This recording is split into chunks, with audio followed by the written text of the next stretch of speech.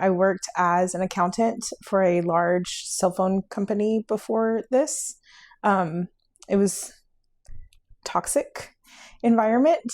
My boss was the owner, and so there was no one to report to if there was complaints or anything like that. And one day my husband was really tired of me being upset about my job, and I called him after my boss had blown up at me one time, and he reminded me of a sermon that our pastor was going through. It was about people having people problems and marriages having marriage problems.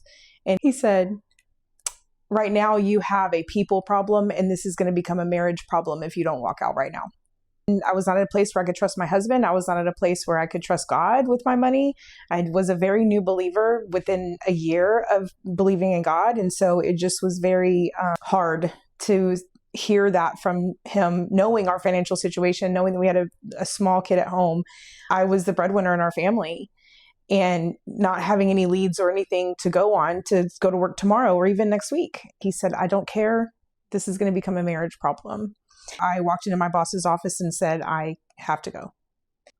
3 weeks later, I was called from a company, a school that I had applied for 5 or 6 years before. They asked if I was still interested in going to school to do hair. I said, well, yeah, that's really random. Is that you, Jesus? I did not know how to react to that kind of interaction. I was too early in my faith that I didn't know that was God telling me walk this way.